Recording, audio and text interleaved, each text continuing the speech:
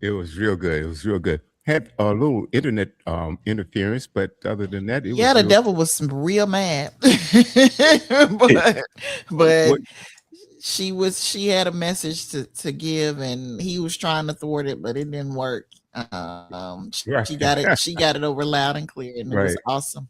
It was Yeah. awesome. Well, Mike had some problems like a week before Oh, last. It wouldn't let him. He was on for about 30 seconds. Then it kicked him off. He tried about 10 times, and I guess Really. after about 45 minutes or so, Mike said, "Look," and it was his birthday too. it was my birthday. Oh, oh, well, happy belated birthday, Mike. Well, thank you very much. I guess the devil's mad with me too, and that's just fine. Right, That's the right, kind of person I right. want mad at me. He means I must be doing something right.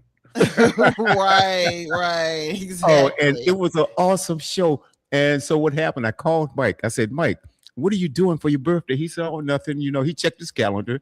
I said, "Man, well, Yeah. come on with me, right?" And he thought it was Uh-huh. just going to be him and I. And I had Uh-huh. invited a bunch of people Oh, on, that is but so sweet. a bunch of people on. You and Andre also had an invitation. The lady Songbird, Jinder Harris, and Howard. They tried to get on. They were Yeah, experiencing I the same remember. thing Mike was having, same problems Ah, there. But other than that, I'm so sorry about that. we had Christy Thompson. Mike knows her very, very well, and Yeah. and invited her. Oh man, I knew that was a That's surprise to Mike, and so Bruce J was big, on.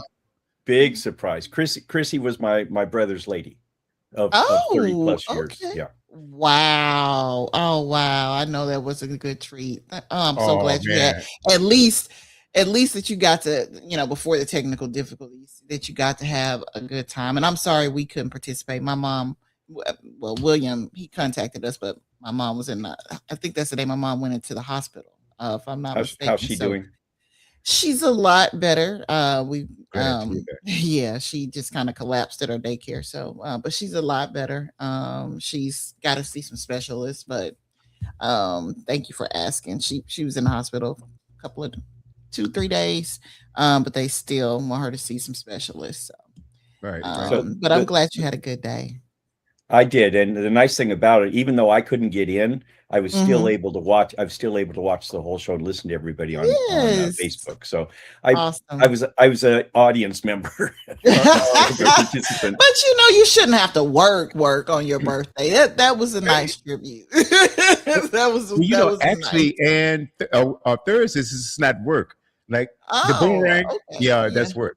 It's not, Yeah, because but my on birthday is a Thursdays, personal holiday. I don't work on my birthday. That's not happening. yeah, but on Thursdays, Mike and I, we have a great time on Coast to Coast. And guys, the Good. in the audience out there, if you miss Coast to Coast, you're missing a treat.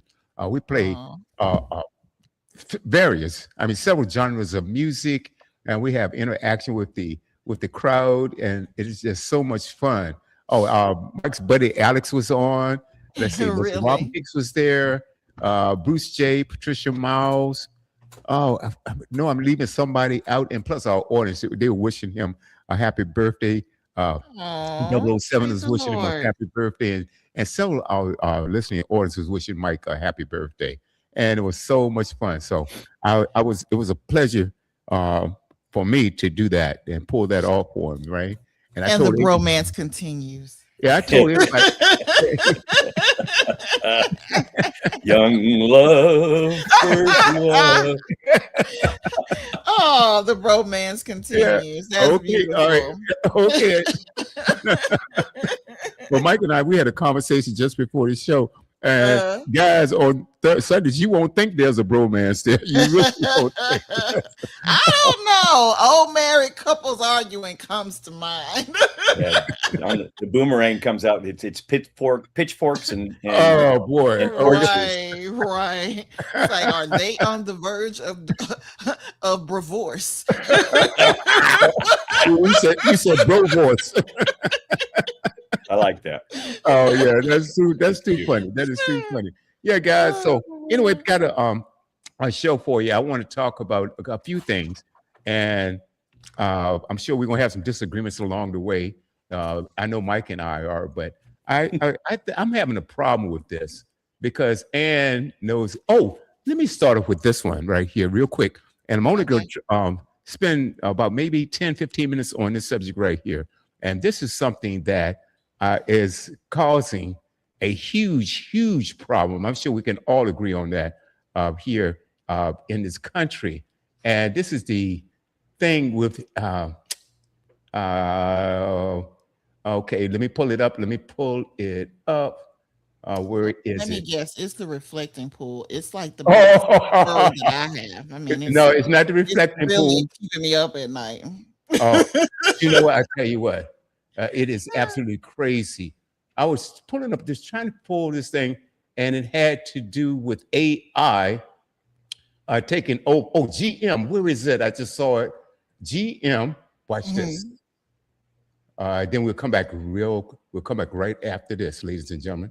Let's do it. GM just did a massive layoff at the Factory Zero plant in Detroit, guys. And I'm gonna be honest, I'm not surprised that this is coming. However, to dive into the facts, the company just laid off 1,000 workers and specifically said that they were going to replace them and add 50 robots at this plant. Now, we know that this has been happening across the job market all over, but this is yet again another example of how AI and automation is once again ruining Americans' lives. It's so unfortunate, guys, and specifically at this plant right here. They said the move has drawn sharp criticism from the UAW Workers Union, which is the union up at this factory right here. Now, they're specifically calling these robots, these machines, they call them cobots or collaborative robots, and they're working alongside the employees who remain at the plant, which I think they still got a couple thousand left at the plant, right? The plant is still up and running, but ultimately it's just 1,000 people that are going to be without a job. Now, they specifically help attach body panels to vehicles as they move down the line. That's according to the GM authority. They use AI to anticipate maintenance needs and detect production issues early, which I guess is ultimately fine, right? But ultimately, you don't want to have people losing their job. That's all I'm saying. Like, my question is, as I read through this article, why couldn't they just move those 1,000 people to different roles? And this is why I say AI is taking jobs. So many people defend AI and say, oh, it's not taking jobs. This is a direct example of AI specifically taking someone else's job, and not necessarily AI, I guess, in this situation. This is just automation in this situation, right? Yeah, it is. It's taking jobs. And when you think about it, whoever defends this and say, oh, it's creating jobs. No, it's not.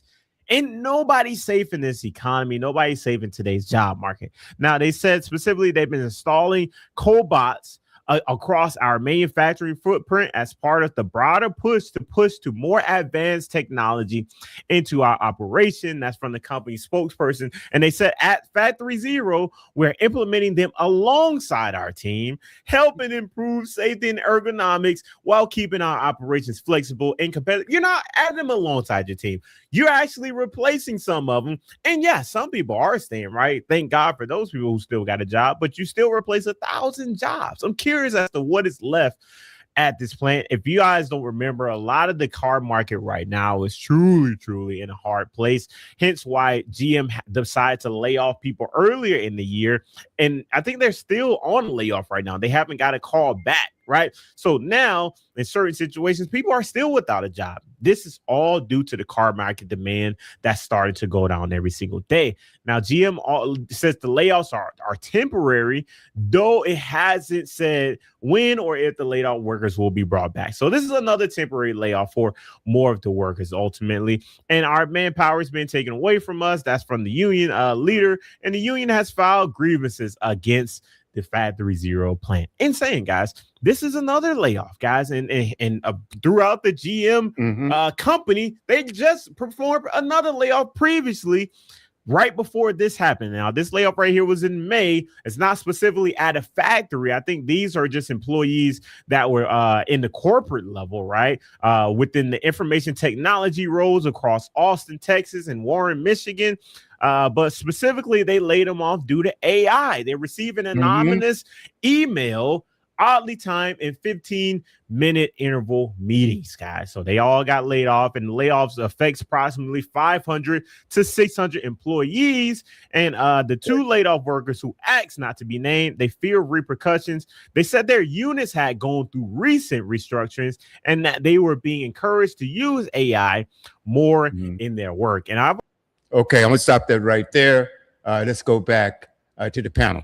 So not only these companies, and well, let's talk about GM right now, since this guy highlighted GM. Not only are they replacing the factory workers, they're also going into the management. I mean, into the office and replacing those people with AI. I saw a clip earlier where the lady was going into the office for an evaluation. And who was holding the evaluation? Her manager?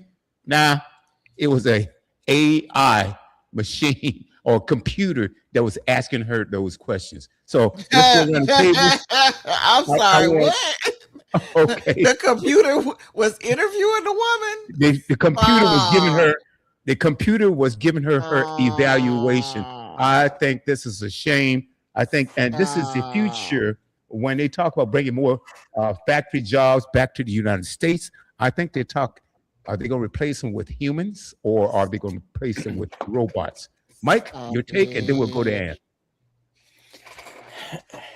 Wow. In the beginning of the video that you just showed, he said, why didn't they just take these employees and put them in other positions? The whole reason behind doing the AI is to eliminate those positions as a cost savings. And the car industry is extremely competitive, as we all know. And if they can shave, $1,000 off of a car or whatever for every car, that's a lot of money savings that they can pass on to the consumer. Not that they would, but so I think we all know this is the future. I watched a video that was, I'm going to say, about 6 or 8 years ago, and it was a Volkswagen factory in Germany, and the whole factory was multi-storied and it was spiral. So as the cars went down the line, the spiral line, all this mechanical equipment was assembling the car piece by piece by piece. There weren't any people in there, maybe at the bottom when it got down to the bottom to inspect the vehicle and all, but the entire car was being assembled by machinery, and that had to be 6 or 8 years ago that I saw that. So it became very successful for Volkswagen. So, if something's successful, what do other people do? They mimic it. They copy that, copycat. So we've seen this coming for decades, really. Well, maybe at least 1 decade. We've seen this coming. So people had time to plan and prepare and not let the waves wash over them while they lay on the beach. You have to stay on your toes. That's why I continued my education. Judge Han, I'll bet you continue your education. I bet you still go back to school for refresher stuff. And William, I know you've had to do it and recertify yourself. So you have to step up. You can't just let the waves of life wash over you. It's not very smart to just sit on your hands and go, okay, well, they owe me a job. So I have different feelings about it. I do feel badly that people are losing their job and their livelihood like that. There should be some kind of notice coming up so they can at least arrange other things and get other jobs or educate themselves before they get laid off. I think that a lot of this, some of this might be true, Mike, but I think a lot of this is coming by surprise to people. I really do. And then again, you have a ton of people that are not computer savvy. They don't want to be computer savvy. They don't want to be bothered with it. And they are really good, skilled at what they do. And they've been doing it, say, 15, 20 years, okay? And with no forewarning. Now, I think I'm going to blame a lot of this on the company. The companies could say, look, all right, we're going to change into this technology, and we're going to offer you guys a chance to get educated, to go into some other fields that may help the company or enhance the company, enhance what we're doing, okay? But a lot of these people are they're really being hit by surprise in a lot of cases. They're blindsided in a lot of cases. Now, then also take the people in the corporate part of GM that have their master's degrees, and some may have some higher degrees or whatever it is, your bachelor's, master's, or whatever it is. And they think that they're pretty safe in their jobs because, say, for instance, they're doing a good job. All right. They're not expecting AI to take over the interviews. Now, you can't tell me they are prepared for that. No, no, no, no. I think these companies with greed. What do you talk about all the time, Mike? Money, power, and greed. Money, power, fame. Money, power, and fame. And see, these corporations, they just don't give a hoot. It's like, hey, I got mine, So you got to fend for yourself. I think it's a shame. I think if these workers and have given you their commitment, they've been with you 10 years, 15 years, or whatever it is. I think you at least owe them a chance to advance in some way if there is room for you. But I think that these companies, they want to eliminate the human part of it because guess what? The robots don't have to take a vacation. They don't have to get a salary. They don't have to worry about time off. They don't have to worry about vacations. They don't have to worry about pensions. Maternity leave. We have to understand some people, and especially when it comes to greed, and they really don't care. They really don't care. But I think it's going to come back and bite them in the butts because if you lay off everybody, who's going to be able to buy your product? And your take. Well, while I understand the notion of continuing to better yourself, continuing to learn and be educated, we have to remain practical. Not everybody can afford any sort of education, let alone continued education. So many people don't have a college degree, and they certainly won't be able to go and afford a college degree at now 20, 30 years after they've been in the workforce when the price of going to school has skyrocketed so much. Mm-hmm. Yeah, I do have to continue my education. It's a requirement to be an attorney. It's called continuing legal education. But where I work, my bosses pay for that. So I have to get 12 hours every year by a certain date, or my license would be in jeopardy. But that's a cost I don't have to absorb. And those classes are not cheap. So when I say that there are a lot of people out there who are economically unable to go out and just learn something new, Mm-hmm. there are a lot of people out there who are economically unable to just go out and learn something new. And taking, say, an online course that's free isn't the same as having the paperwork that they're going to want to see just to get you in the door.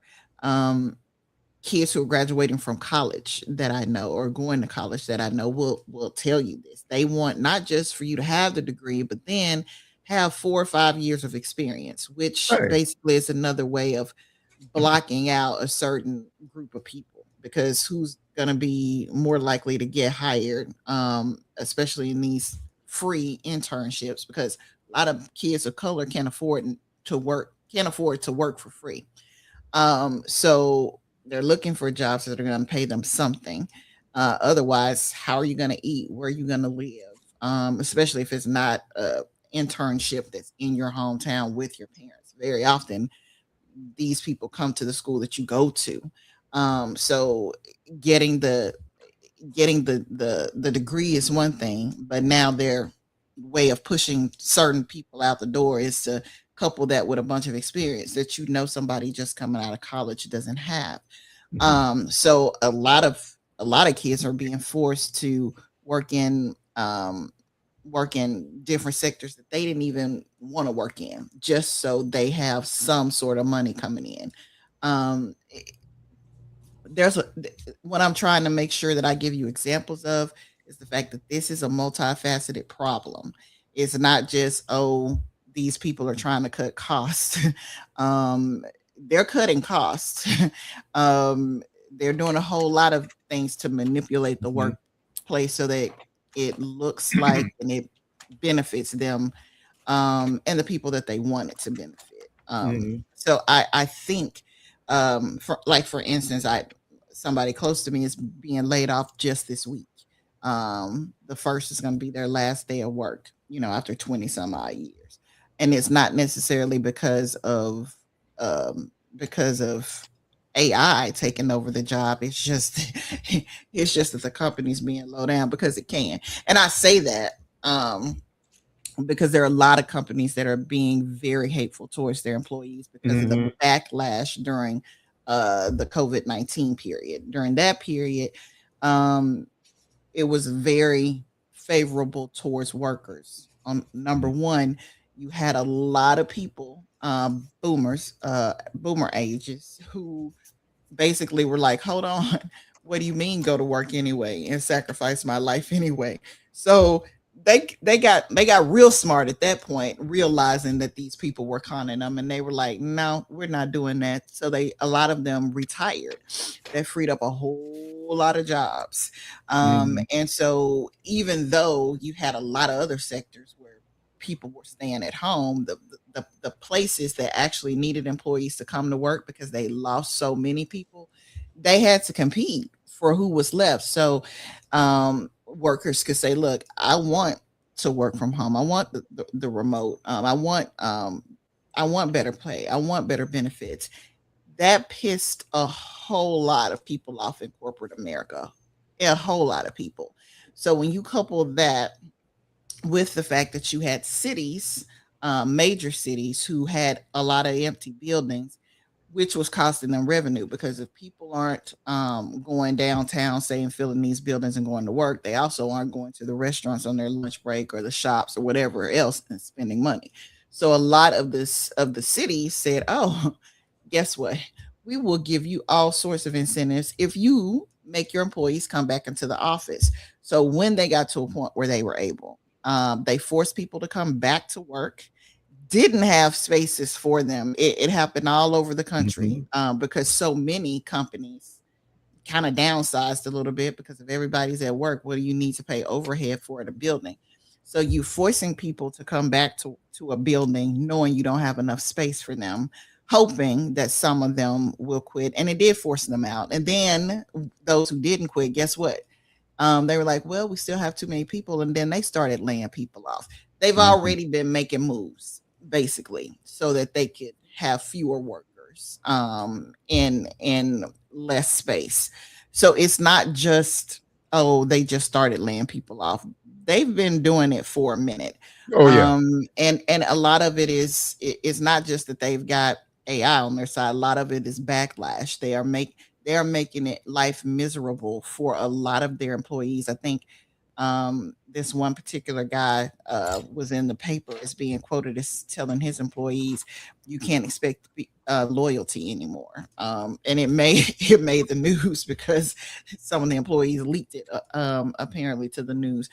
But that's kind of where we are. You have CEOs in different industries that are a bit upset um, with the fact that workers had kind of a easy time being able to go from here and there, and if they didn't like it, they could pick up and move.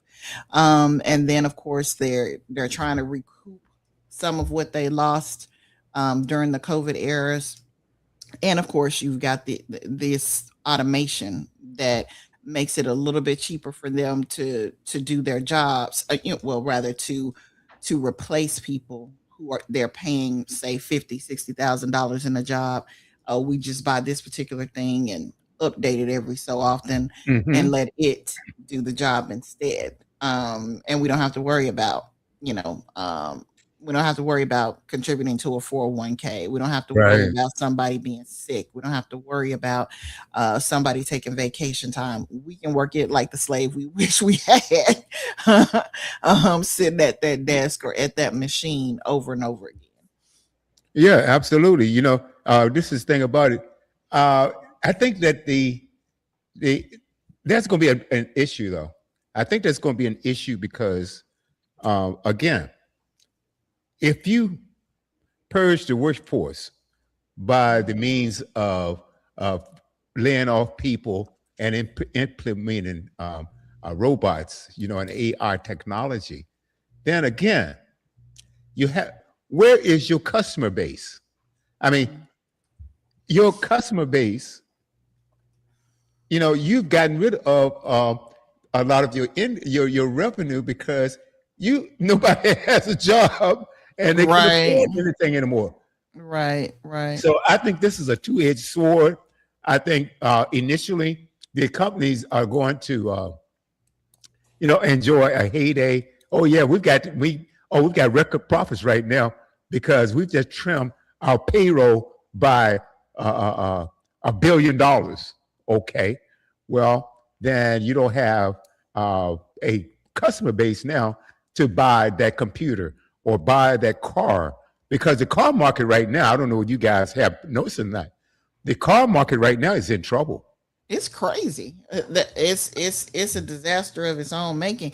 When used cars cost the same as new cars, that's a problem. I mean, when we were in the market for a car a couple of years ago, it was like, why would I get a used car with 100,000 miles on it when I can buy a brand new one for the same price? That's insanity. Nope. I mean, I can get a brand new one with warranty and all these other perks without worrying about this car that's already at 100,000 miles needing a timing belt pretty soon and having that deal with that on top of any other problems that it might have coming down the pipeline.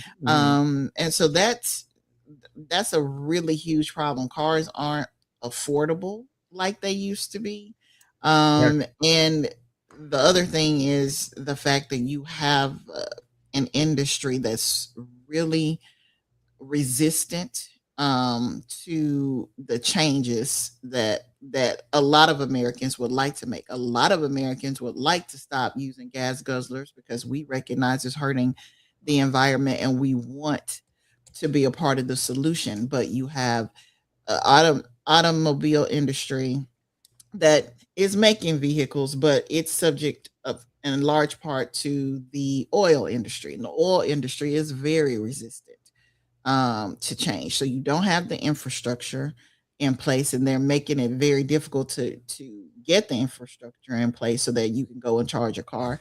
And then especially in major cities where people don't have, say, a garage or a carport so that they can charge their own individual vehicle. How do you do that? Where do you go and then spend a couple of hours, you know what I'm saying, to charge an electric car? So it's not practical.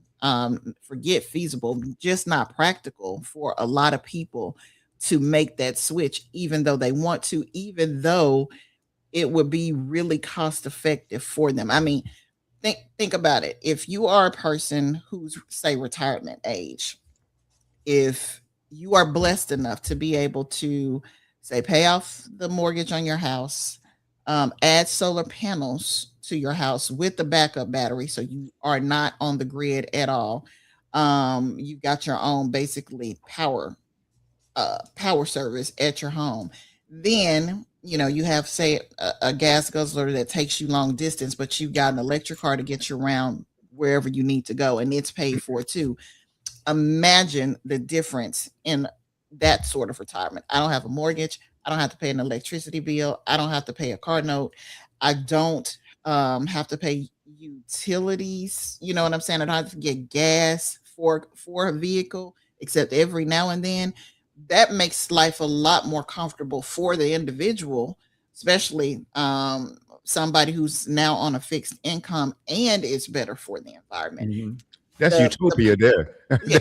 Powers that be do not like that scenario at all. Of course not. That's why they're fighting against exactly renewable energy. That's why they absolutely no question about it. Hey, Mike, I saw, now there's one vehicle. If someone gave me one, I'd sell it. I would make money off. I would sell it. That is that doggone cyber truck. I had a chance of seeing it up close. There was one. I went to the neighborhood store the other day, and one of the neighbors had one. It was black. It's the ugliest thing I've ever seen in my life. I noticed the ugliness from afar, but this was the first time I had a chance of being up close and personal on this thing. I walked around it. I looked at it, and I'm saying, who in the right mind? Now, Stevie Wonder didn't buy this thing because, maybe he can't drive anyway. But the Well, thing about it, I'm saying, this is the ugliest thing. Now, the thing now, yeah, on the flip side of yes. that, the scary part is these things are causing accidents because it's $80,000 to $100,000, but they are cheaply made. The front, you guys may have seen where the front bumpers are flying off, and Mm, also there's a defect with the gas pedal. And it's mm, something about the gas pedal. They have this little piece of apparatus or plate that sits on top of the gas pedal, and that mm. can slip off Wow. and wedge itself underneath the thing. And so now this thing is out of control right now because the gas pedal is completely floored. And I, if you I panic, I find it ironic that you call it a gas pedal. yeah, faux pas. Okay. Well, it I is mean, we a don't know gas. what else to call them at this point. I mean, No, I get it. the, I the see old the irony terms in it. like, what You do you know, and guess what? say? I'm glad you pointed it out because that is funny. What would you call it, Mike? A side? Right. What would you The, Well, I call the, it? pow- mean, the, here we go. We're going to call it the power pedal. The oh, power right, pedal. right, Okay. right. That's a good as good a name as any. All right, that's fine.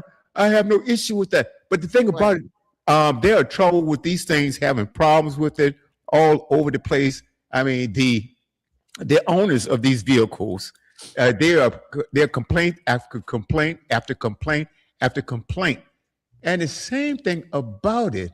The strangest thing about it is they say, "Well, yeah, I'm not sorry that I bought it, even though I can't use it for 30 days." I said, "Okay, 30 days. That's crazy. yeah, I, because it apparently it takes a while to get these things fixed or whatever it is, but it uh, is a piece of trash. I don't know well, what I you think think about that, they're Cyber. banned in the UK because they don't meet certain criteria for Like the road you, standards. right, the road standards. Exactly. Exactly. They don't meet their road standards. So people have bought them and cannot drive them there. So it's weird. But nah, I don't want to get up close and personal. I'd rather not have my retinas burned. Look, I don't know. Nah. Hey, Mike, have you seen one up close? Have you seen one up Oh close? yeah, I see. Now keep in mind, William, you're on camera now because when you walk around a Tesla, they got 360 cameras that Okay. are Oh, really? aimed out of the car to see who comes up to it. So They I think need that's 360 mirrors so that they can see how horrendously ugly that thing is. And I think in China, that particular style that Tesla has, with the way that the door is on their vehicles, Hmm. so many people have burned alive Oh, yes, because they were they talking about can't that. get out of the vehicles, and the people coming to help them can't get them out. So the people can't open the doors from the inside, and the doors malfunction, so you can't open them from the outside. So I believe they're changing. They've implemented a law where you have to change the way the door handles are, Mm. because it has caused so many problems with people getting stuck in their cars and dying in their cars, Right, and their deaths were preventable otherwise. right. I there's a saw. there's I a did. there's a universal key called a rock. I can get into any car. I can get into any Well, car. I think the Teslas are supposed to be bulletproof, if I'm not mistaken. Yeah, but Yeah. and there was a demonstration. The guy who was when it came out, it's supposed to be shatterproof also. And this guy on stage, and they've got this crowd of people in there, and he threw a rock. It's supposed to bounce off. It crashed. It crashed the window. Why am I was a not field. surprised? It was a failed experiment. It was supposed to bounce Yeah. off the window, but Well, poo poo on the quality assurance department. But I don't know, why in some cases people haven't been able to break windows on to get folks out when they can't get the door open. But yeah, that's crazy. If it's supposed to be bulletproof and I can break it with a rock, You can break it with a rock. that's Absolutely. insanity. Yeah. Now, I agree Yeah. with Mike. Now, what they should do, and I think that what they have to, they're going to have to start installing some type of safety latch that if the electronic door won't open, there's got to be some type of latch that they have to install that would allow you to manually open that door. They've got Yeah, to be able to do that.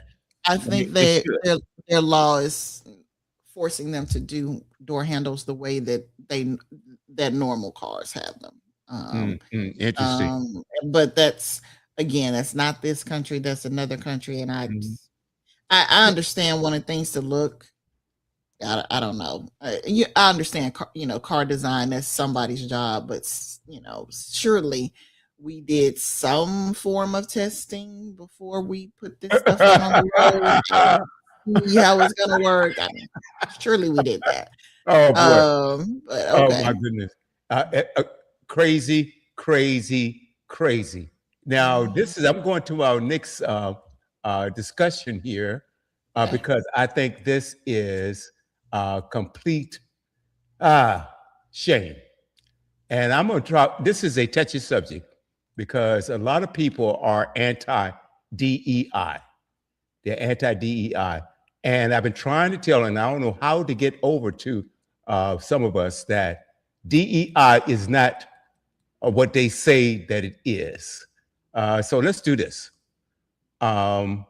Because, let's see, where is it right here? Here we go. I remember last year, Mike, you sent me a text message and you were upset because the Pentagon was trying to erase a true American hero, not only in sports, but also in the military. And that's none other than the legendary Jackie Robinson. Guys, I want to share this with you. Be back on the other side. I think the single dumbest phrase in military history is our diversity is our strength. I think our strength is our unity. Our strength is our shared purpose. In this department, we will treat everyone equally. We will treat everyone with fairness. We will treat everyone with respect. And we will judge you as an individual by your merit and by your commitment to the team and the mission. Hi again, everybody. It's 5 o'clock in New York. Apparently, the Defense Department treating others with respect and judging an individual's commitment to the mission includes a very brazen and comprehensive effort at rewriting history, removing stories that honor people of color and minorities who have served in the past in the U.S. military. Today, the page of the Pentagon's website acknowledging the service of American hero Jackie Robinson displayed a, quote, page not found error message. Jackie Robinson served in the U.S. Army during World War II before he went on to become a baseball legend, breaking the color barrier of Major League Baseball in 1947. The URL of Jackie Robinson's page was updated to include DEI before the story's headline, indicating that it was likely taken down as part of the Trump administration's and Pete Hegseth's purge of everything and anything related to diversity, equity, and inclusion now, yesterday, or all these years ago. Jeff Passan, a baseball columnist for ESPN, noticed that the website had been removed and posted this, quote, "The ghouls who did this should be ashamed. Jackie Robinson was the embodiment of an American hero. Fix this now." Now, that edict and the outcry from Passan and others had its intended effect, we are happy to say. Late today, Jackie Robinson's page was restored. Jackie Robinson's was not the only page caught up in this purge of anti-DEI fever at the Pentagon. A webpage dedicated to the service of Ira Hayes, a Native American who served in the Marines and was one of the 6 men raising the flag, American flag, on Iwo Jima in this iconic photograph, was taken down. According to the Washington Post, multiple articles about the Navajo code talkers who were critical to America's victory at Iwo Jima and the wider Pacific theater of the Second World War were also removed, along with a profile of Tonawanda Seneca officer who drafted the terms of the Confederacy's surrender at Appomattox toward the end of the Civil War. The AP reported that according to a database it obtained, references to a World War II Medal of Honor recipient, the Enola Gay aircraft that dropped an atomic bomb on Japan, and the first woman to pass Marine infantry training are among the tens of thousands of photos and online posts marked for deletion. There was a removal of video footage of the Tuskegee Airmen in training videos for members of the U.S. Air Force, although they were later put back by the Pentagon after facing a similar backlash. Also returned after being removed was a webpage dedicated to Major General Charles Calvin Rogers, a Black Medal of Honor recipient who served in Vietnam. And reporting in the military news outlet Task and Purpose found the Arlington National Cemetery's website had, quote, scrubbed dozens of pages on grave sites and educational materials that include histories of prominent Black, Hispanic, and female service members buried in the cemetery. Richard Brookshire, co-CEO of the Black Veterans Project, had a scathing indictment of these efforts, saying to The Guardian, quote, the full-throttled attack on Black leadership, dismantling of civil rights protections, imposition of unjust anti-DEI regulations, and unprecedented historical erasure across the Department of Defense is a clear sign of a new Jim Crow being propagated by our commander-in-chief, end quote. That is where we start the hour. Some of our favorite experts and friends. Retired U.S. Marine Corps Lieutenant Colonel Amy McGrath is here. She is the founder of Democratic Majority Action PAC. Also joining us, Democratic strategist, MSNBC political analyst Basil Smikle. And with me at the table, New York Times editorial board member, MSNBC contributor Mara Gay. Amy, I start with you. Your reaction. Well, look, they can try to change history, but they can't change the simple fact that minorities and women have been serving in our military, and women and minorities have been serving at very high levels, doing very hard jobs and performing extremely well. Look, when you think about women in the military, you know, we have 5,000 women right now serving in the infantry, armor, artillery, 500 officers serving in those roles, hundreds of pilots, over 150 women, female Ranger, U.S. Army Rangers. They can't take that away. But here's what this is all about. They're trying to hide this. They're trying to hide this. Pete Hegseth, Donald Trump, and those leaders, they're trying to pretend that these accomplishments didn't happen because those accomplishments offend them. And it offends them because they're, you know, small, immature, and insecure men. And that's what this is all about. When they got caught, they put Jackie Robinson's page back up, but they also issued a statement. And I do want to read their statement to you. It's from the Pentagon today, quote, everyone at the Defense Department loves Jackie Robinson, as well as the Navajo Code Talkers, the Tuskegee Airmen, the Marines at Iwo Jima, and so many others. We salute them for their strong and in many cases, heroic service to the country, full stop. We do not view or highlight them through the prism of immutable characteristics such as race, ethnicity, or sex. We do so only by recognizing their patriotism and dedication to the war-fighting mission, like every other American who has worn the uniform. DEI, discriminatory equity ideology is what they call it, does the opposite. It divides the force, erodes unit cohesion, and interferes with the service's core warfighting mission. We're pleased by the rapid compliance across the department with the directive removing DEI content from all platforms. In the rare cases that content is removed either deliberately or by mistake that is out of the clearly outlined scope of the directive, we instruct the components and they correct the content so it recognizes our heroes for their dedicated service alongside their fellow Americans, period. So, Amy, do you understand that to mean that if you're famous and Black, female, or Native American, we'll put you back up? I guess. I mean, the whole thing is just really dumb because what you're doing is you're just erasing inspiration. You know, Nicole, when I started out as a young Marine officer, you know, going through flight school, guess what? My heroes were John Glenn and Alan Shepard. Yeah, But you know what? My heroes were also Rosemary Mariner and one of the first women pilots in the U.S. Navy, and Matisse Wright, the first Black woman naval flight officer, because I wanted to be a naval flight officer. I knew those names because the military championed them. I knew the name of Charlie Bolden because the military championed one of the first Black NASA astronauts and fighter pilots. And you know what?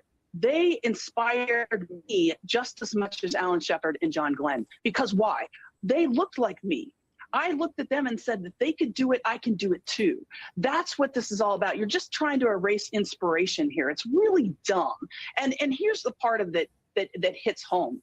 We need to recruit the best talent in this country. And the best talent, guess what?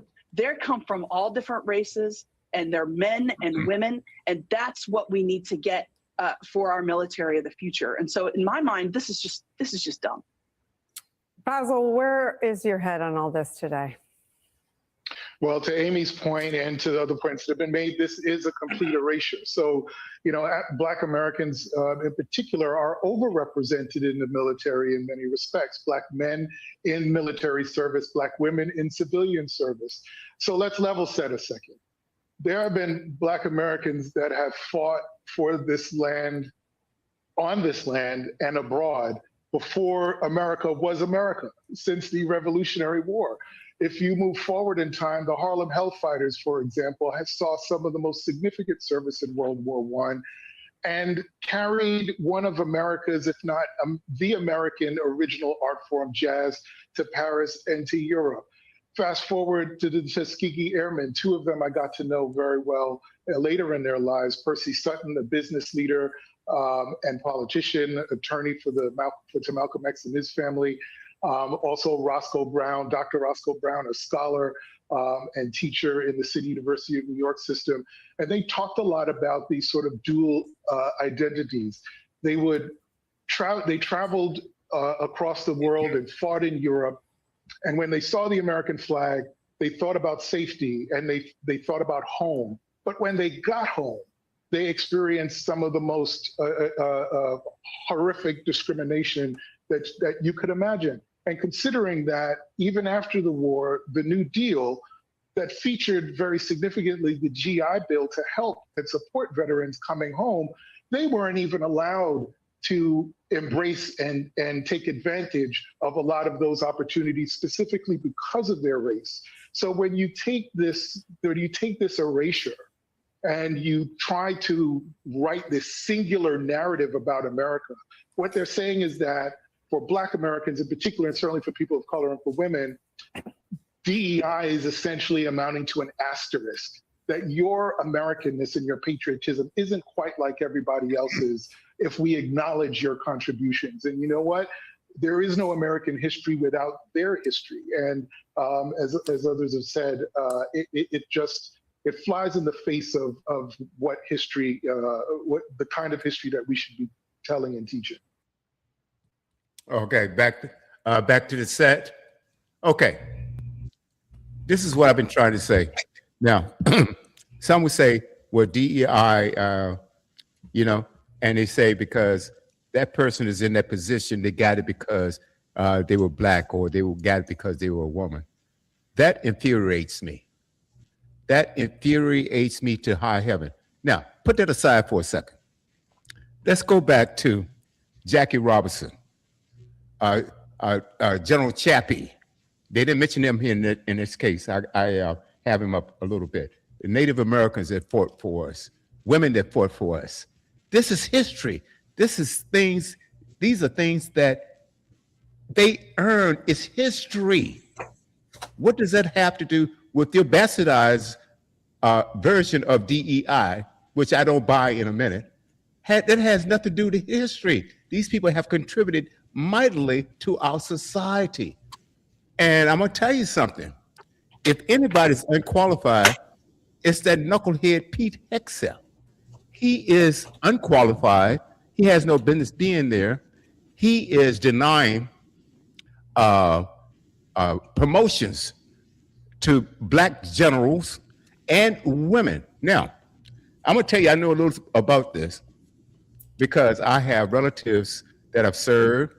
My granddaughter, she served. She's not re-enlisting right now that I know of. She may in sometime in the future. I have a nephew that I pray for every day. That's a captain in the army right now. I have a cousin that's a full bird colonel, retired. I have a brother that is a master sergeant, okay, retired. I have two other brothers that are in the army. My son served in the Navy. And I'm gonna tell you something about the military. You do not get a promotion because you're black or whatever it is. They go through review panels, and it is tough. And it is a tough thing. And like my nephew, he's only 30 years old and he's made captain already, but he had to work his butt off to get there. When you get up to the ranks of captain and above, and going to colonel, Mike, your dad was a colonel. Okay, when you get into those ranks, they do not give it to you. Anybody with a grain and two brain cells to rub together, they would know that these are not given to you. You have to earn them, and you have to go through review tests. I mean, there are psychological exams, there are scores, they look at your record, and it's not easy. And for that knucklehead to deny these generals from getting what they've earned, I think it is a travesty. I think he should be impeached. As a matter of fact, with his background, he should be in jail right now. And what he's doing right now, look, he's only weakening our army. He's weakening our Air Force, the Marines, the Coast Guard. This guy, and the only reason why he's there, because he would carry Donald Trump's jockstrap. It's infuriating. I don't want to hear this DI stuff. I don't want to hear it. I don't want to hear it. Again, I'm going to repeat myself, then I'm going to toss it over to Ann. But Ann, it is a doggone shame. I hate it. Jackie Robinson, come on. You're going to take him off of the website? These other people that were mentioned, you're going to take them down? They've already accomplished what they've accomplished. So what are you trying to signal to the American public? That we don't belong? And let me, I'm trying my best to stop cussing, so I'm going to toss it over to you right now. Well, it's not just that Black people don't belong. It's that they've always had certain opinions that they would share about Black people. They've lied continuously about saying that Black people are too cowardly to be in the military, and yet you have the Tuskegee Airmen who proved that to be one of the biggest lies ever told. They did what no other group of airmen could do during the war. That's right. And never lost a plane. They, where others were afraid to fly, they dared to go, and not only did they get the people that they were escorting safely to where they were supposed to be, they took down a whole lot of enemy planes along the way. So if nobody else proved to you that Black people aren't cowardly, they most definitely did. Mm-hmm. But the fact that in spite of everything that's happened to us, that we're still here, especially those of us who live in the South, where the racism has always been most evident, should be proof that we're not cowardly people. Anybody else would have picked up and left a long time ago. But you're not making us go anywhere. This is just as much our land as it is anybody else's. Exactly. And you don't have any more right to it than we do. So you can keep thinking it. But the fact that we're still here and we're not going anywhere is your proof every single day that we're not cowards and we're not backing down and we're not giving an inch because it's not yours anyway. You stole it. At any rate, as far as the diversity, the equity and inclusion, um, they are making a huge purge. I, I I read about this a while back, but this is an article.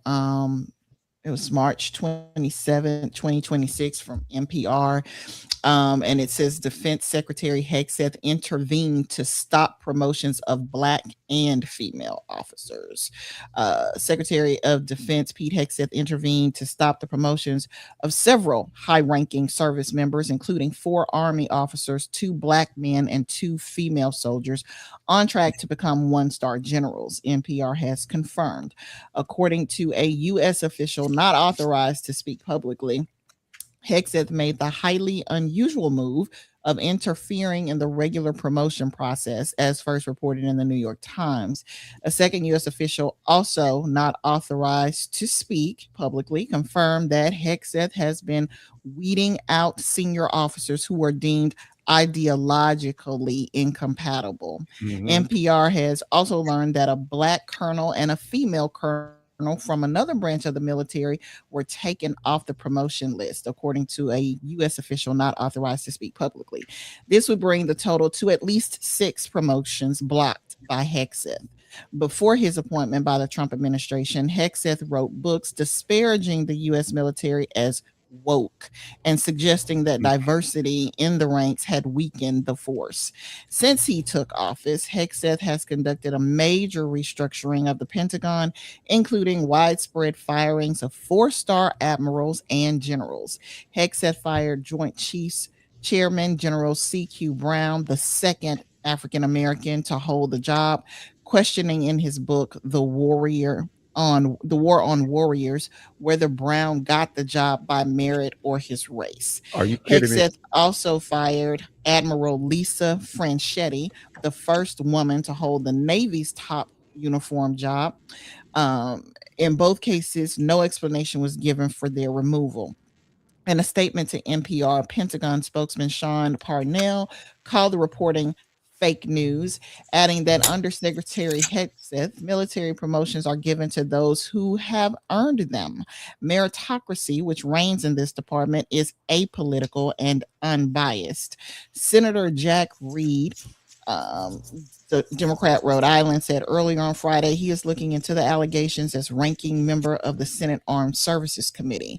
If these reports are accurate, Secretary Hegseth's decision to remove 4 decorated officers from a promotion list after having been selected by their peers for their merit and performance is not only outrageous, it would be illegal, Reed said in a statement. Denying the promotions of individual officers based on their race or gender would betray every principle of merit-based service military officers uphold throughout their careers. That's the end of the article.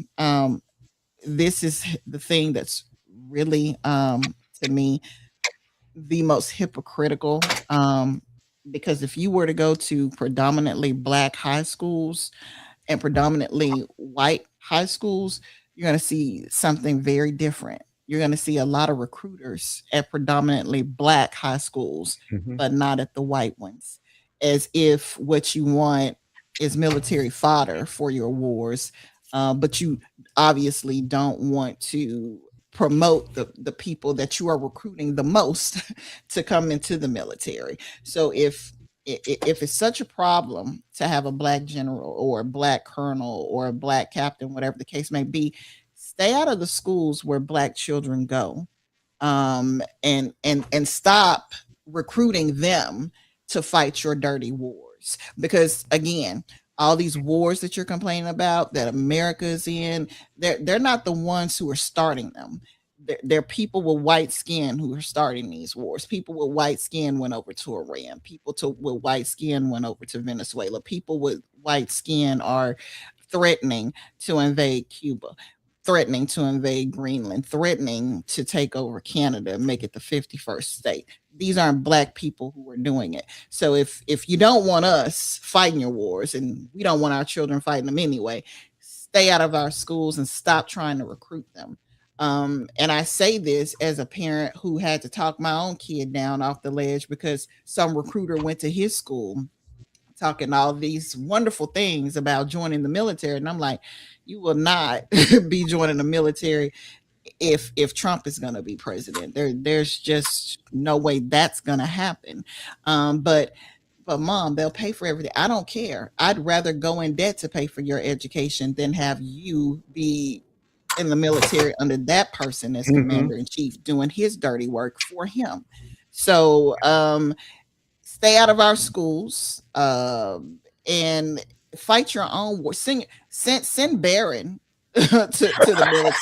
Yeah, send your own children. If my kids aren't good enough, if our kids aren't good enough to be promoted within the military, send your own. That's right. That's what you can do. Do you think Bone Spurs is going to do that, Mike? Is Bone Spurs going to send Barron? My guess, dollars to donuts, is no. Yeah, absolutely, absolutely. And Mike, I know we've had discussions about DEI, but that has nothing to do with this. It's always something. Don't look over here. Look over here, right? It has nothing to do with that. Jackie Robinson, James Chappie, the General James Chappie. I have his name up here for a second. Let's see something real quick. Let's see, where is it? Let's do this real quick. Hey, Mike, if you want to jump in, or do you want me to do it right after? Let him go ahead and have a say, William. You haven't let him talk. Let him go ahead and reply because he doesn't like waiting. You know that. He makes that. I don't need just a couple of quick things, and you can get on with whatever you got lined up there, William. I don't like unnamed sources, because if you're so proud of what you're saying, then put a label on yourself. You know, if I'm going to speak up, it's going to be from Mike Ward. So I have problems with unnamed sources, and I'd like to know, because I don't know, and you seem to be on top of this, is what has Pete Hegseth said the reasoning behind what he's doing. And I'm not a fan of DEI. I think everything should be merit-based, and that's it. And I listened recently to Congress, a lady that was testifying in Congress, and she was a relative of Martin Luther King. I don't know if she was an elderly lady, cousin. I don't know what she was exactly. I don't remember, to be honest with you. But she said something that I think should be on the lips of everybody, not just in America, but throughout this entire world. She said, one blood, one race. And I think that should be like just sung from the heavens as far as I'm concerned. So there you go. Thanks, William. Okay, no problem at all. No, Pete Hegseth, he claims meritocracy. I mean, merit-based, but he is purging. I mean, like the sources come from all over. He said it over and over and over again, whether it's Reuters, AP, it's been on Fox, it's been on CNN, everybody all over the place, because it's not like somebody was quoting him. He was on stage talking about this, and he's denying exactly what he's doing. I mean, it is undeniable that he is doing this. And why? And he's also firing and getting rid of white generals that won't go along with his program. So, yeah, if you don't go along with his program, he doesn't care who you are, you're out of there. Okay? And this guy right here is just absolutely crazy. Again, if we go back in history, like Ann talked about it, the Tuskegee Airmen, okay, the Red Tails, these people have earned their way into the history books, and they should be praised. I mean, it's just crazy. No, you can't just erase whatever history you're not happy with. You can't just pick and choose. It's like what people do with the Bible too, is they pick and choose what they want out of the Bible. They do. The Bible is in its totality. It's not something that you can just sit there and go, oh, I like page 362. You just can't do that. And I'm afraid that's what's occurring here as well. I agree with you. I agree with that. But they do both.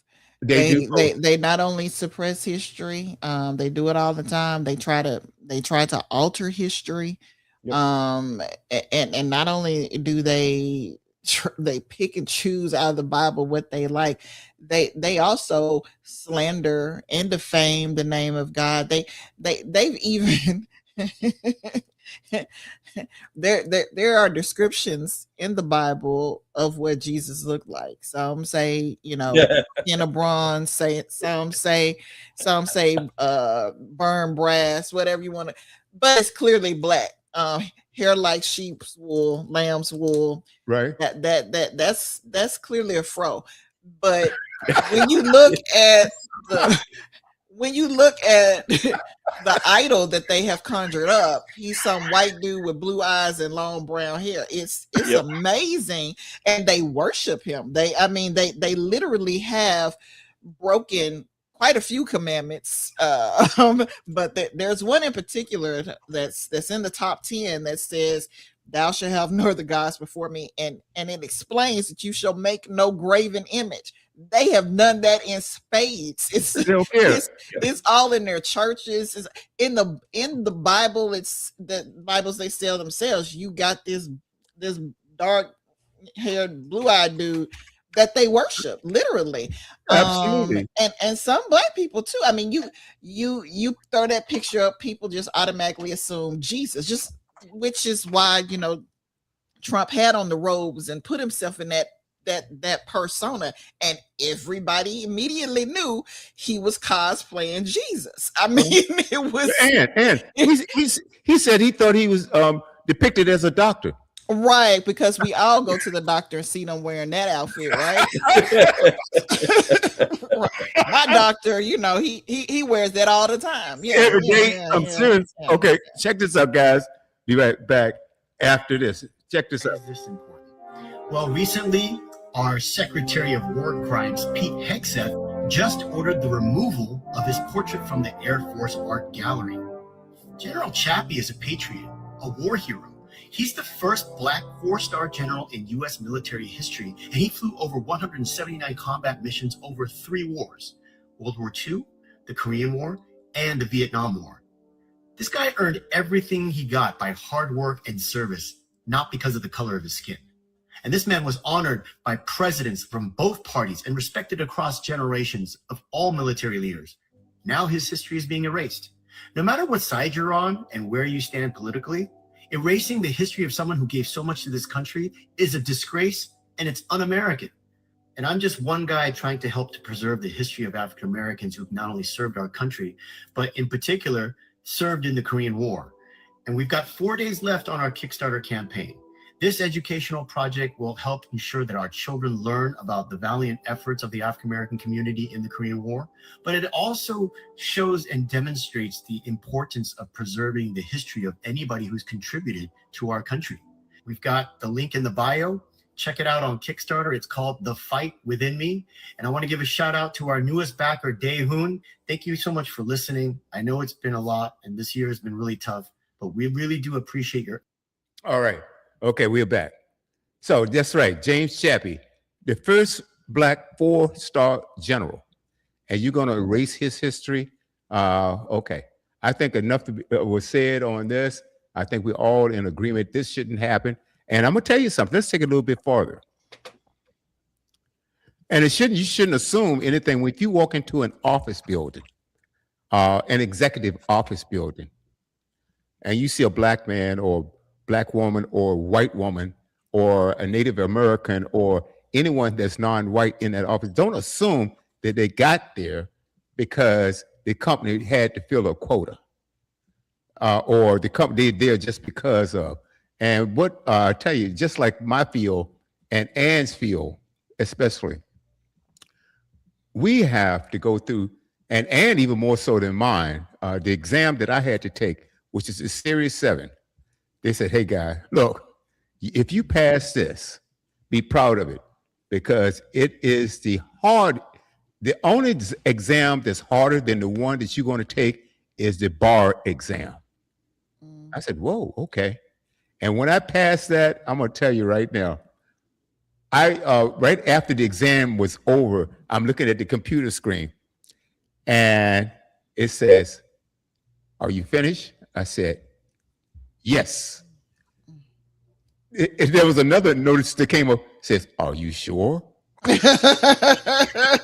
Think about it again. Right. I said, it was so grueling. I said, yes. I pushed it. Right. I had a passing score. I excused myself from the classroom. I went in the bathroom and started jumping up and down. Thank you, Lord. Thank you, Lord. I know, right?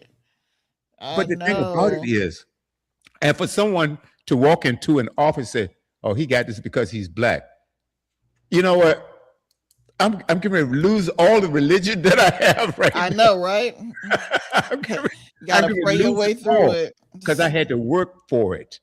I had to work for it. So don't tell me. I don't want to hear it. I don't want to hear it. I don't want to hear it. And also the word woke. If you know what the word woke really means, you wouldn't say that. And that's another word for black. Woke. Woke means that you acknowledging atrocities is going on. You recognize atrocities. Okay? That's happening. Well, shouldn't we be aware of any atrocities that's happening in our lives and pointing those things out? So I don't know. I don't care. Now, if you want to talk about someone who's unqualified, look at the United States cabinet. The cabinet, the presidential cabinet. Look at Betsy, what's her name? Oh, that was DeVos. She was the other secretary. Right. Linda McMahon, Pete Hegseth. I used to think that Marco Rubio was pretty sharp. No, he's out there. No. Scott Bassett. We can go down the line. None of these clowns are qualified. None of them are. And I now, think what's worse is that you've got a military shortage crisis. And so you exasperate instead of concentrating on ways to recruit more people into the military. What you do is make people not want to join. That's so smart. That's so competent. Right. I mean, just foolish. You know what I'm saying? So yeah. Anyway. Right. Okay. Hey guys, got a little surprise for you because we're going to end the show early today. We're going to go off in 15 minutes. Yeah. What? Hey, Mike. Don't do that on my account. No problem. And I called William a little before the show. I have to meet with a couple at 5:00 because I'm doing their wedding next weekend. Oh, congratulations, God's blessings on your marriage. Not my marriage, their marriage. No. I mean, the people who you're going to meet, I don't know them, but I'm just speaking of blessing over their marriage. That's all. Whoever they may be. During the summertime, I do a lot of graduation parties and I do a lot of weddings because everyone wants to get married, during the summertime in June and all that. So yeah, this is a really busy season for me. So I told William, I said, listen, I got to go at 4:30. And this is why 4:30, my time here in California. I said, this is why I've got this marriage thing going up. And I said, and by 4:30, I'm already going to be thoroughly pissed off at you anyway. So I might as well go.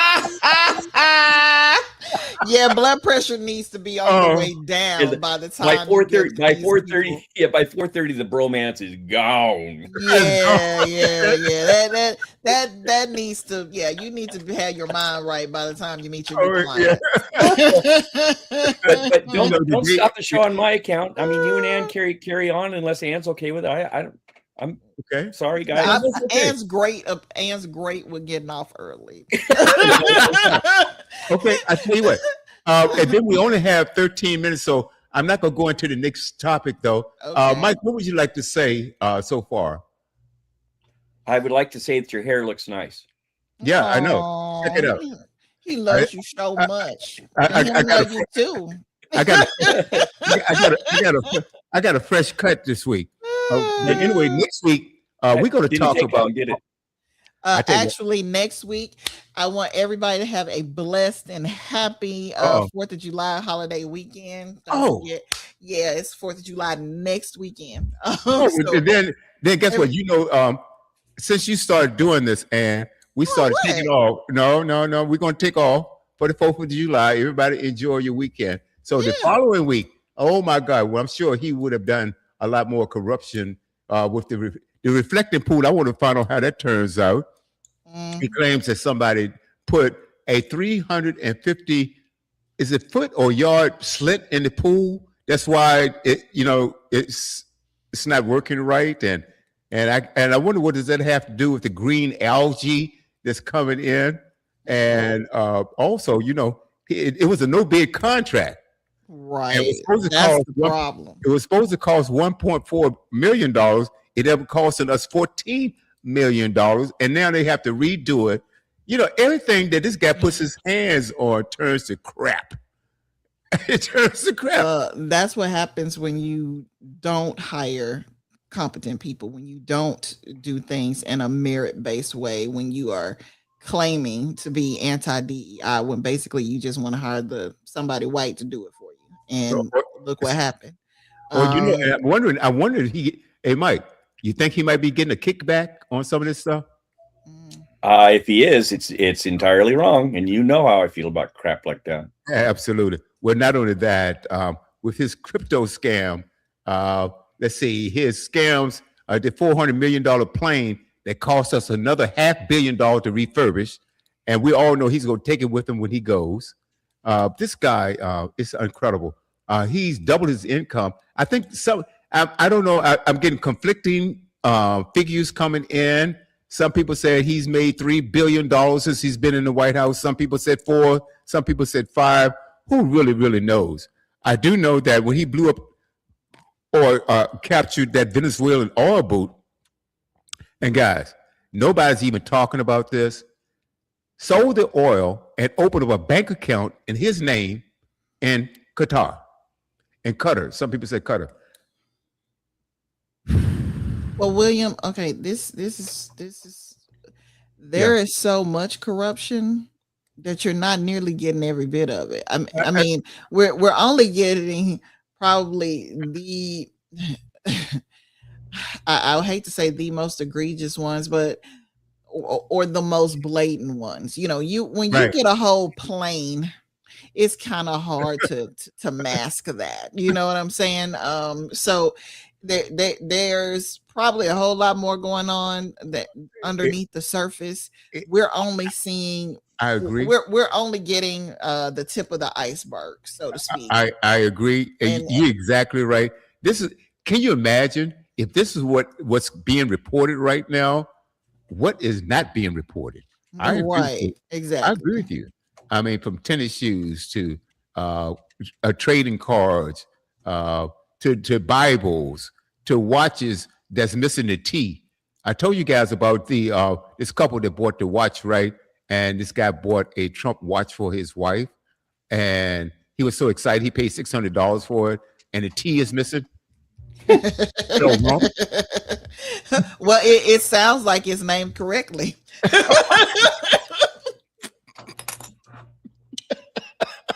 That's funny.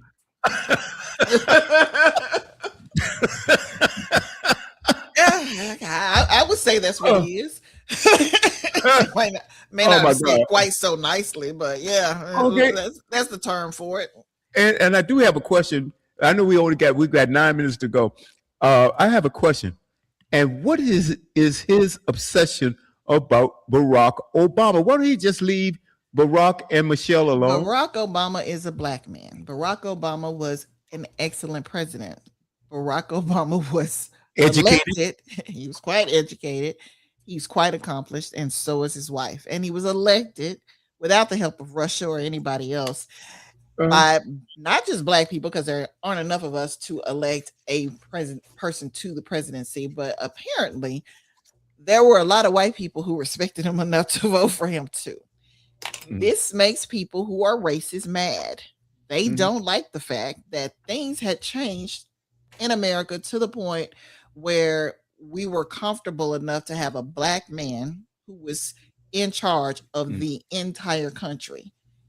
And all that you are experiencing since 2016 is a result of that backlash to that.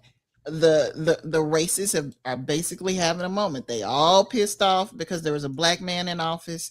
They all hate him. They all hate his wife. They all hate everything he accomplished. And the whole point of the Trump administration is to undo everything that he did. Doesn't matter that Trump's a racist, lying criminal.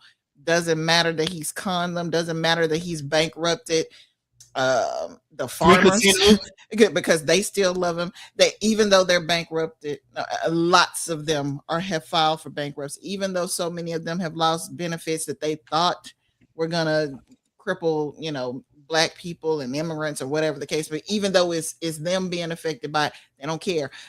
It is the most income. They've gotten the antithesis of Barack Obama. They've gotten the most corrupt, the dumbest, the most incompetent white man that they could find. And they put and they've elevated him to the highest office in the land, and they are now happy. This is what they want. So long as it's white, it's right in their opinion. That's just the way it is. But a lot of them aren't happy. Mike, a lot of Trump supporters aren't happy right now. Most of them are. Well, most of them are, because they are ignorant, and they live in a village where each household has one toothbrush. Okay, and they got what they wanted. Well, guess what? A whole lot of them aren't right now. A lot of them, they are turning. They are. Look, I've been watching like the farmers, and this guy and a couple of farmers said, "Oh yeah, I voted for him 3 times." Oh man, I didn't expect this.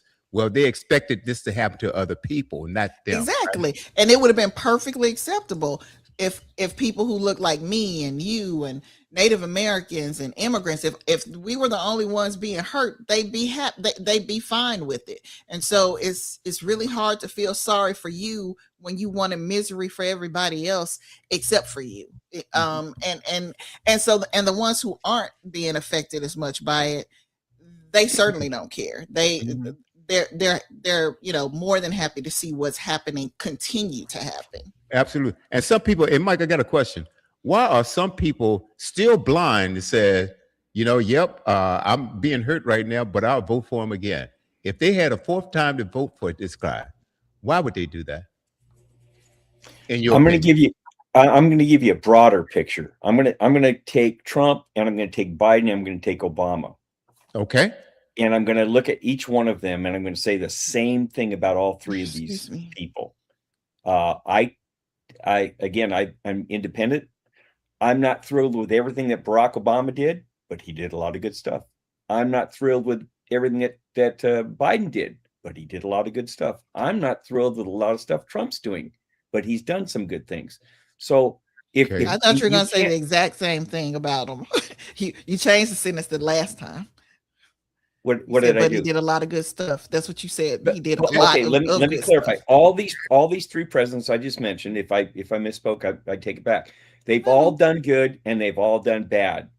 Okay. I mean, look at all the pardons that Biden did, and we can't get into it because there's not enough time here. But they did good and they did bad, and for people to paint a picture that Trump is all evil and Obama is all good, you're living in fantasy land. I don't think you can compare. I don't think you can make a fair comparison between Barack Obama and Trump and Biden either. As a matter of fact, either Biden and Obama are much smarter than this clown because they've never been charged with anything. They've never been impeached. And to say,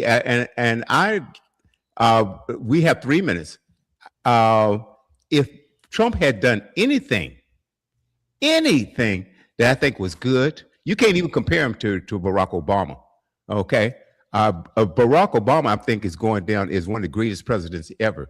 Matter of fact, he's in the top 10, and Trump is in the bottom 5 twice. So there's nothing that you can tell me that Trump has done that has benefited America. He's only stuffed his pocket and grifted off of us.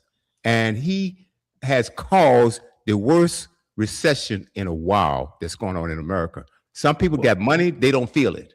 But you talk to the farmers, talk to the ranchers, talk to the people who lost their jobs. The jobs reports are down. That's why they don't even want those released. The economy is in the toilet. Gas prices up, and he's started a war that we never should have been in. And guys, well, there's a good topic. There's a good topic for Boomerang where let's do a side-by-side comparison of Obama and Trump, and I don't You're know, maybe on. he can change my mind, but I think there's good and bad in both. I don't think that's good on Trump's side. And see, like that's I the said, problem. You can't paint him completely negative. It's just that's not fair. why can't because I? He's done good things. He has done. Because he's done some good things. He hasn't done a damn thing that's good. Not a Okay, well damn. then you're not paying attention. Let's talk about it week after next. How about let's do that? Oh, I'm paying attention. Believe me on that. Okay, Nope. all right. Well, let's do it. All right, you're on. And great time with you, Mike. Great time with you Likewise. guys. I want you to Always a enjoy your pleasure, everyone. enjoy the rest of your day. And I'm going to be back in an hour and a half with Sunday Night Gold, guys. Kick back, grab a glass, and enjoy the music. Have a blessed 4th of July, everybody. Be safe. All right, And guys. give Mom a hug from me. She won't know who I am, but give her a hug anyway, okay? Thank you. I So appreciate it. this hug's from Mad Mike. And you have a good meeting with your client. You're going to have to give it two.